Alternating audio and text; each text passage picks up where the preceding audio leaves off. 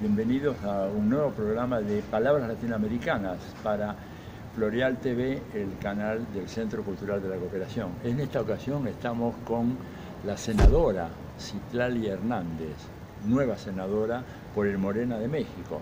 Se van a dar una sorpresa cuando la vean a Citlali, porque es una joven que recién tiene 28 años y ya tiene una amplia experiencia política porque fue diputada por el Distrito Federal de México. Citlali, bienvenida. Muchas gracias. No, al contrario. Un placer estar contigo. Gracias. Y cuéntanos, ¿qué reflexión inicial puedes darnos sobre este triunfazo enorme que ha tenido López Obrador en las elecciones presidenciales de México? ¿Esperaban una victoria tan grande? Esperábamos la victoria, no con todos los elementos que lo engloban, es decir, hoy somos mayoría en el Congreso, se rompe la hegemonía del PRI, que era el partido en el poder durante más de 80 años. En ambas cámaras, ¿no? En ambas cámaras, en la de senadores, en las de diputados federales y en las cámaras locales también hubo donde logramos una mayoría. La realidad es que esto responde a varias cosas, ¿no? México, su población ha ido aglutinando un hartazgo, un enojo, una decepción de sus gobiernos. México tiene de los gobiernos más corruptos, la clase política es una clase muy privilegiada y la situación en México cada vez era peor en términos de oportunidades, de violencia, y Andrés Manuel López Obrador ha sido tenaz, consecuente desde hace muchos años, desde hace prácticamente 2 décadas por lo menos ha estado luchando de entrada por la democracia, que en pleno siglo XXI pensar que en México no se había logrado podría sonar extraño, pero la realidad es que Andrés Manuel ha sido víctima de muchos fraudes electorales y eso nos ha permitido entender que no basta solo con tener un proyecto y una propuesta para la gente, sino que habría que construir y sacar a la calle toda una estructura de promoción y defensa del voto. Entonces responde al gran liderazgo que ha construido Andrés Manuel López Obrador, al hartazgo de la gente y a una campaña exitosa, porque los otros 2 candidatos presidenciales jamás lograron subir en las encuestas, no lograron convencer ni a los sectores naturales que venían con ellos, ¿no? El resultado fue sorprendente porque tampoco creíamos que íbamos a ganar, esperábamos ganar con mucha diferencia para ganarle a cualquier intento de fraude electoral, pero no con más del 52% de los votos. Porque él ya había ganado en las elecciones anteriores, ¿verdad? ¿Por qué fue que le robaron? ¿Cómo fue que le robaron todo? En 2006, la historia de Andrés Manuel él fue jefe de gobierno, el mejor jefe de gobierno de la Ciudad de México, contó con el respaldo de la población, intentaron quitarle el fuero para meterlo a la cárcel y quitarlo de la contienda presidencial en 2006. La gente salió a las calles, le salió contraproducente, entonces gobernaba Vicente Fox y decidieron no quitarle el fuero por una tontería. Él había abierto había abierto una calle para comunicar un hospital y por esa razón querían juzgarlo. Entonces inició un movimiento en torno a su figura porque fue un jefe de gobierno muy querido y siempre estuvo arriba en las encuestas.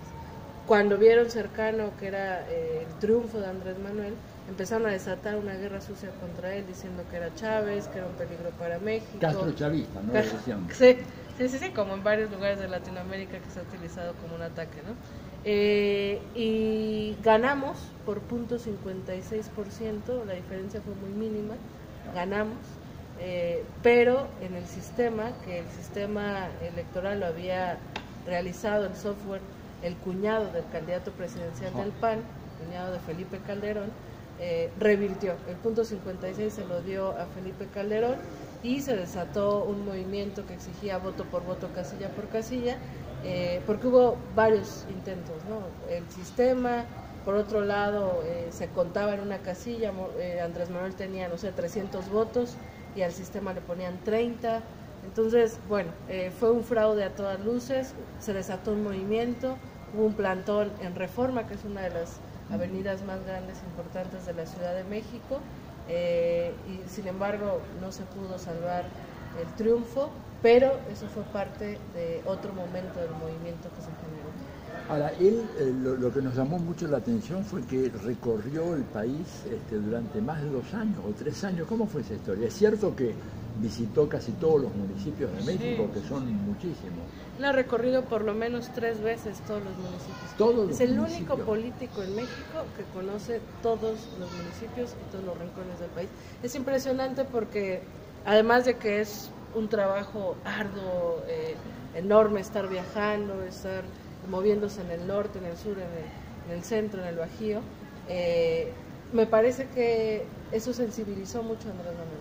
O sea, podemos saber que en el país hay violencia, que en el país hay pobreza, que en el país hay comunidades indígenas abandonadas, pero si tú las ves, si todo el tiempo estás de cerca de una realidad mexicana insostenible, sin duda te sensibilizas y sin duda asumes como propia la situación que vive cualquier parte del país. Entonces, Andrés Manuel no lleva 2 o 3 años, lleva desde que fue la primera vez candidato presidencial en 2006 hasta la fecha, lleva recorriendo el país. Y para él era lo mismo tener una asamblea de 10,000 personas, 8,000 personas, que tener una asamblea de 20 en algunos pueblos en los que había pocos habitantes o llegaban pocos habitantes. Sin embargo, nunca paró, lleva años recorriendo el país, y que es lo que sencillamente él es un personaje carismático, es un personaje que habla con sencillez hacia la gente, que tiene el cariño del pueblo de México, y lo que él hacía en estas giras era hablar de la situación del país, denunciar cosas que muchas veces los medios de comunicación no daban a conocer, denunciar los lujos que había por parte de los presidentes, las reformas que se estaban aprobando que pretendían quitarnos o pretenden quitarnos nuestros recursos naturales, privatizar la educación, privatizar el sector salud, y empezó a politizar por todo el país, a sembrar, digamos, una semilla con su liderazgo, con su arrastre, y paralelamente, mientras él seguía recorriendo el país, habíamos muchos militantes y dirigentes que, digamos, seguíamos en contacto con la gente, platicando, buscando la organización, invitándolos a formar parte de este movimiento. Tú sabes que yo coincido en que es un líder excepcional, sin ninguna duda. No sé si es carismático, ¿sabes qué? Porque es el estilo, digamos, tal vez cuando uno lo compara con figuras como Chávez, ¿no es cierto? Claro. Lula, esos. Él en sus discursos es más moderado, digamos, en su forma de comunicarse con la gente, ¿no es cierto? Pero yo creo que el gran capital de él es su honestidad. Yo creo que es el único político mexicano que yo conozco, mire que conozco su país hace tantísimos años, que vive en un edificio de departamentos, no tiene una mansión como la mayoría de los políticos mexicanos, ¿es verdad eso? Claro, sí, que tiene un pequeño departamento, ¿no? Sí, fíjate que es curioso porque para afuera, ante los medios, podría verse no un personaje carismático, pero ver un evento, un meeting, el trato que él tiene con la gente de cerca, sí te queda la impresión de que es carismático. Es muy diferente a como se ve de los medios, a como lo ves. Ojalá un día puedas escucharlo, verlo en vivo, y de verdad que el hombre tiene una energía, porque le crees, y el tema es que en México encontrar un político honesto es... o sea, no es cosa menor, ¿no? México ha convertido la política en un modo de vida, en un negocio. Tenemos altos sueldos. Lo primero que acaba de hacer como presidente electo es decir con claridad que él se va a bajar el sueldo al 40% de lo que ganaba Peña Nieto, y en la Constitución vamos a reafirmar que ningún político, ningún funcionario puede ganar más que el presidente, ¿no? Porque iba a ser eso, sí, una pelea, pero imagínate. No, y ha habido reacciones. Unos sueldos en México, digamos, mismo en el Congreso, ¿verdad? El Parlamento. No, son de los congresos más caros del mundo, ¿no? Entonces, en efecto, el gran chaleco de balas que siempre ha tenido es que es un hombre honesto.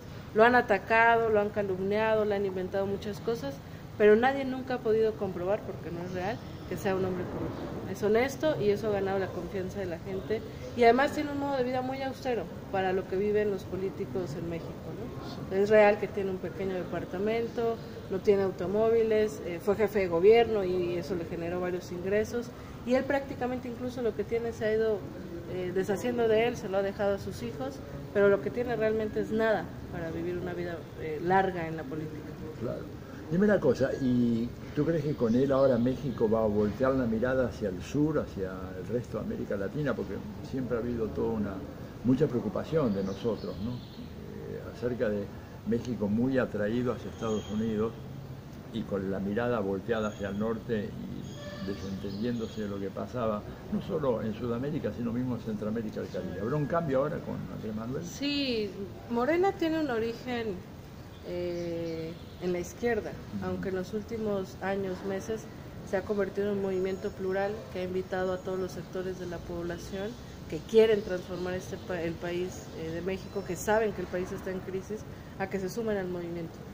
Y en eso Morena se ha convertido en un movimiento muy plural, ¿no? Sin embargo, nuestro origen y la mayoría de la militancia que fundamos Morena es de izquierda, nos asumimos latinoamericanos, y sí consideramos fundamental y estratégico que México deje de ver al norte, deje de estar tan norteado y voltee un poco hacia el sur, ¿no? Y para Andrés Manuel es fundamental. Me parece que en la primera etapa de su gobierno lo dedicará a una política interior, pacificar el país, generar oportunidades para los jóvenes, para el campo, garantizar la salud, la educación para todos, y ganándose un poco más el respeto ante el mundo, poder voltear hacia América Latina. Sin embargo, él ya está pensando en Centroamérica.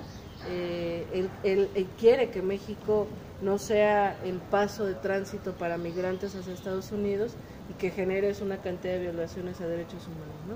Él ha planteado que en México se desarrollen una serie de proyectos que provoquen que las y los mexicanos no tengan que salir a Estados Unidos, y que los centroamericanos también tengan en el sur del país digamos un territorio que pueda ofrecerle oportunidades a ellos de la mano de los gobiernos centroamericanos. Entonces, sin duda, por nuestro origen, por muchos que queremos que México esté más cerca de América Latina que de Estados Unidos, y por lo que se va a significar el nuevo gobierno, me parece que la relación va a cambiar totalmente, va a mejorar muchísimo.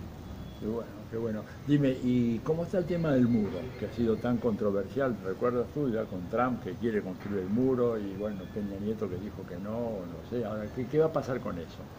Bueno, el único político en México que se manifestó con contundencia, con claridad y con firmeza en contra del muro fue Andrés Manuel López Obrador, ¿no? Lamentablemente en México hemos vivido la falta de dignidad de gobiernos mexicanos que se someten, que agachan la cabeza frente al gobierno norteamericano, y en algún momento México decía, sí, no, alguna vez Peña Nieto dijo, está bien que se haga el muro, pero México no lo va a pagar, ¿no? Y entonces todos decíamos, no, es que el tema no es quién lo pague, el tema es que el muro es inhumano, es una locura, ¿no? Y ahora Andrés Manuel, y desde antes y como candidato presidencial, siempre ha mostrado una postura de respeto y de buscar la soberanía que hemos perdido. Andrés Manuel ya como presidente electo tuvo una visita de altos funcionarios del gobierno de Trump, claro, y de entrada fue bajo las condiciones de Andrés Manuel, ¿no? Fue en su casa de transición, los protocolos que ellos tenían hizo que incluso los funcionarios llevaban sus propias sillas. Él decía, esta es mi casa de transición, si ustedes tienen ciertos protocolos, traigan sus sillas, porque en sus protocolos tiene que haber ciertas sillas, etcétera. Andrés Manuel es una persona muy austera, entonces le dijo, bueno, pues ustedes traigan sus sillas. Llegaron los funcionarios con sus propias sillas a una reunión en la casa de transición de Andrés Manuel López Obrador. Puede parecer mínimo, pero para nosotros es muy simbólico, porque quien puso las condiciones de esa reunión fue Andrés Manuel López Obrador y no Andrés Manuel al servicio del gobierno, ¿no? Entonces, ha tenido un intercambio de cartas. Andrés Manuel le ha dicho, para mí es importante que ningún mexicano tenga que salir a Estados Unidos por necesidad, sino por gusto. Y para mí es un objetivo concreto de mi gobierno, o de mi próximo gobierno, generar oportunidades para que ningún mexicano tenga que padecer, dejar a su familia, arriesgarse al sueño americano. Y Trump le contesta con respeto, que es ya una ganancia, y días después él dice que reconsiderará el tema del muro. Entonces me parece que Trump ha jugado con el tema del muro, viendo que hay gobiernos débiles en México, y con Andrés Manuel López Obrador me parece que el escenario puede cambiar. Ahora, yo creo que sí, ciertamente hay que decir que México para Estados Unidos es el país más importante del mundo, no es un país cualquiera, de lejos el más importante del mundo bajo cualquier comparación. La frontera, 3.200 kilómetros de frontera, y además una población inasimilable para los Estados Unidos, a diferencia de otras comunidades migratorias que llegaron y se convirtieron en polacos americanos, ítalo-americanos, no sé, ruso-americanos, pero no con el caso de los mexicanos.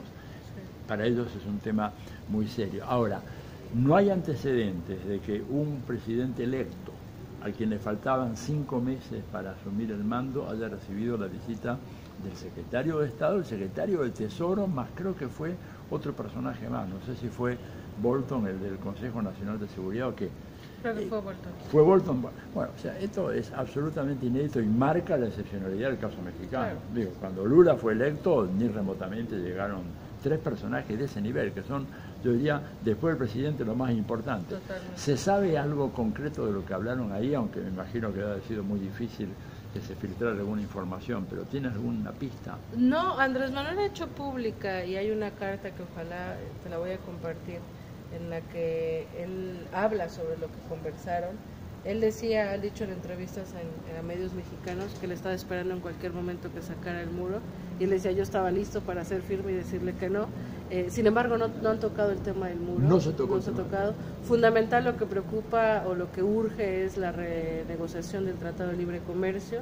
Andrés Manuel ha sido muy claro que necesitan meterse el tema de migración, sin duda seguir considerando el tema económico, el tema de seguridad, pero bajo otra óptica. Y ya hay un equipo de transición que Andrés Manuel ha nombrado para que se inicie esta negociación. Lo que ha planteado Andrés Manuel, más bien lo que ha dicho es contarle cuáles son los proyectos. Andrés Manuel tiene prioridades en este momento.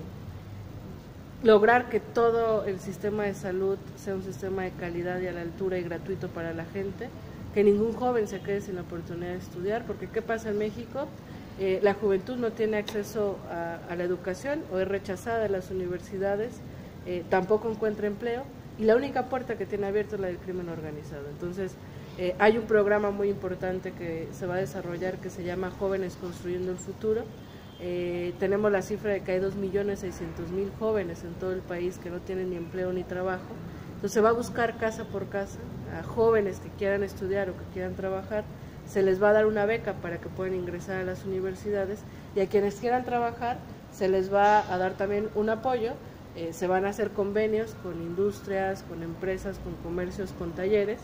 Por ponerte un ejemplo, un joven en alguna comunidad del sur que quiera trabajar, el gobierno va a hacer, no sé, algún convenio con, por ponerte un ejemplo, con una carpintería, y claro, entonces lo que el gobierno le va a decir es, tú capacítalo, y mientras tú lo capacitas yo le pago, y después a ti te va a servir tener a alguien capacitado. Entonces, ha contado eso, ¿no? Eso va a generar muchísimas oportunidades para los jóvenes, y bueno, ha platicado cuál es el proyecto. No sabemos qué otra cosa han estado hablando, pero me parece que, y perdón por ahondar demasiado en esto, pero lo que tú decías que es inédito, me parece que también responde a que es el primer presidente en mucho tiempo que cuenta con una gran legitimidad. Su triunfo no es cuestionado, llegó con el respaldo mayoritario de la gente, y hay todo un movimiento social que lo respalda. Hacemos una pausa y enseguida volvemos porque hay muchas preguntas más, así que no se vayan. Claro. Seguimos con Citlali Hernández, futura senadora. ¿Ya has asumido como senadora? No, senadora electa. Senadora electa, de México por el Morena. Estamos hablando de que había un programa social muy ambicioso para la juventud mexicana, que es importante y que es imprescindible. Ahora, el tema es, Andrés Manuel también dijo que no iba a aumentar los impuestos. ¿Cómo lo va a financiar eso? Bueno, va a haber una política de austeridad histórica también. Hay muchos sueldos altísimos en la clase política, en el Poder Judicial, y de entrada se va a generar todo un ahorro, ¿no? Al disminuir toda la burocracia, a bajar los altos sueldos. Pero también Andrés Manuel, en esta última campaña presidencial, ha tenido el acercamiento con sectores empresariales y ha convencido a los empresarios que la realidad es que también les ha ido mal en un país que ha favorecido a empresas transnacionales y que está lleno de violencia, y va a construir o a generar un capital semilla que permita que el dinero público y con el dinero o la colaboración de empresarios se puedan empezar a generar estos programas, porque ese es uno, pero hay una serie de planteamientos, ¿no? El tema de salud, se está revisando todos los hospitales que están construidos pero no están equipados o que no tienen medicinas. No se van a construir hospitales nuevos, si acaso 2 o 3, pero el objetivo es que toda la infraestructura que ya está se llene de medicinas y, digamos, tenga un servicio para la gente. Mucha gente se ha preguntado, la oposición se pregunta en México cómo lo va a financiar, es populista, está mintiendo, pero el equipo cercano a él ya tiene cuentas y me parece que el inicio del gobierno será invirtiendo a esto, y el objetivo, lo ha dicho con mucha claridad, que tampoco es cosa menor, es convertir a México en una gran potencia económica, y me parece que hay recursos y hay posibilidad de lograrlo. Claro. Dime una cosita, México tiene también otro problema que resolver, Andrés Manuel, digo, ¿no? El tema de la violencia en México y la penetración del narcotráfico y de los narcos en las estructuras del Estado. ¿Eso hay alguna idea de cómo va a encarar ese asunto él? Porque es un tema crucial, me parece a mí, ¿verdad? Sí, la semana pasada inició uno de los primeros foros, se está realizando una convocatoria, se llaman Foros Escucha, en distintas partes del país. Inició en Ciudad Juárez, que es uno de los países que tienen, de los estados que tienen más feminicidios y que ha tenido más violencia. Y estos foros escucha están convocando a todas las organizaciones de la sociedad civil, a movimientos sociales, a todas las expresiones religiosas, a poner en el centro de la discusión es cómo vamos a pacificar este país, cómo vamos a construir un escenario de paz con todas y todos los habitantes. El primer foro, insisto, fue hace una semana, se realizarán varios de estos foros para poder modificar la política de seguridad que se ha instaurado en los últimos años, que es en el fondo lo que ha desatado la violencia, ha provocado que más grupos criminales surjan, pero ligado a la corrupción con los gobiernos. Andrés Manuel lo ha dicho, si el presidente no es corrupto, si el presidente no está vinculado al crimen, los demás tendrán que asumir. Si no con el ejemplo, una de las reformas que vamos a realizar es poner en la Constitución, como en el Código Penal, la corrupción. Entonces, a la primera que el gobierno descubra que hay corrupción de algún presidente municipal, de algún gobernador, y luego ligado al crimen organizado, se aplicará la ley. Entonces, el tema es que en México ha existido la impunidad total en los altos niveles de gobierno, que la Procuración de Justicia ha estado viciada por el Poder Ejecutivo, y ahora hay un escenario donde el Poder Ejecutivo respetará al Poder Judicial y donde el presidente estará dando el ejemplo de honestidad y estará aplicando la ley a quien no lo cumple. Y va a sacar a los militares de la lucha contra el narcotráfico, porque fíjate que en la Argentina, por ejemplo, y en otros países de América Latina se está pensando, para combatir el narcotráfico, aplicar el modelo que se aplicó en México desde la época de Fox, que fue un verdadero desastre. No, es un desastre, es muy peligroso sacar al ejército a las calles. Nosotros, además que es inconstitucional en el caso de México, Andrés Manuel ha planteado regresar el ejército a sus cuarteles paulatinamente, ¿no? Porque también no es algo que podamos hacer abruptamente, pero la realidad es que ha sido lo peor que le ha pasado a México. El ejército está para resguardar la soberanía nacional y para, digamos, temas de seguridad nacional, no para luchar contra el crimen organizado, porque lo que ha pasado es, sacas al ejército, el crimen organizado busca a militares, al ejército, entonces hay militares en la calle que están sirviendo para el ejército mexicano y para el crimen organizado. Entonces empiezas a corromper una institución muy respetada en nuestro país y además hay cantidad de casos de violaciones a derechos humanos en México que muchas están vinculadas a los militares. No puedes combatir la violencia con más violencia. Tú sabes que lo que nos llamó mucho la atención a nosotros fue el cambio de postura de los medios, que al principio eran hipercríticos en relación a López Obrador y de repente fueron girando su posición. ¿A qué lo atribuyes eso? ¿Qué te parece cómo está hoy el tema? ¿Cómo está la imagen de Andrés Manuel en los medios y cuál es la política de los medios hacia él? Sí, me parece que al inicio, antes de que se realizara la elección, fue una especie de guiño. Al final los medios tienen un poder exagerado en México, ¿no? Fueron capaces de poner al presidente saliente, Enrique Peña Nieto, construyendo una imagen de nuevo PRI, y a ellos siempre les ha dado mucho miedo que Andrés Manuel expropie sus canales, sus radiodifusoras, y Andrés Manuel en esta etapa fue mucho más cuidadoso con sus mensajes, mucho más moderado, diciéndole a todos, a ver, yo tengo que sacar adelante este país que está hecho trizas y no me voy a preocupar en estar haciendo una cacería de brujas. Primero, creo que les dio tranquilidad. La otra es que ellos al final tenían sus mediciones seguramente, vieron que el triunfo de Andrés Manuel era inevitable y trataron como de portarse bien, ¿no? En su lógica siempre han tenido una cercanía con el Estado, siempre ha habido una línea poco crítica por la mayoría de los medios de comunicación y me parece que responde a ese comportamiento. Fue un guiño decir, nosotros vamos tranquilos, y cuando ya resultó electo, igual, tuvieron que reconocer el triunfo, decir que había sido una jornada electoral cívica muy importante. Sin embargo, me parece que fue una luna de miel. En los últimos días empieza ya a regresar la crítica, no tan directa, tan exagerada como antes, pero me parece que responde también a que Andrés Manuel ha acercado a su equipo, al proyecto, a empresarios ligados a los medios de comunicación, pero nosotros con claridad lo decimos, tenemos que pensar también en otro modo de relacionarnos con los medios. El gobierno mexicano siempre le ha dado millones de pesos a los medios bajo el concepto de propaganda gubernamental, que de facto rompe un poco con la libertad de expresión y demás, pero creo que es el comportamiento natural de los medios en México. Veían ya cercano el triunfo y no querían meterse en problemas. Ya, para concluir, danos una panorámica de qué es lo que está pasando con los otros partidos que tradicionalmente gobernaron México. El PRI, que fue el partido casi 80 años en el poder, y el PAN. ¿Cuál es la actitud de ellos ahora? ¿Cómo salen de esta elección en donde han sido tan brutalmente golpeados? ¿Podrán reconstituirse? ¿Qué pronóstico puedes hacer sobre eso? Bueno, el PRI, si fue sorpresa para nosotros el triunfo avasallador, para el PRI yo creo que ha sido peor y no terminan de asimilarlo, ¿no?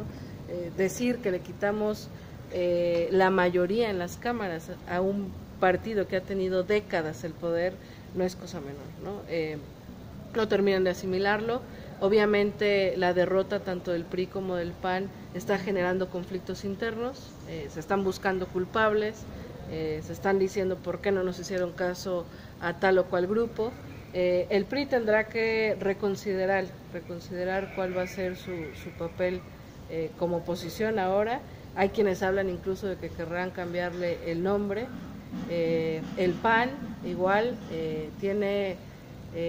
tuvo un gran conflicto entre el grupo de Felipe Calderón y Anaya, hablando del nuevo PAN y ligado a otra serie de intereses.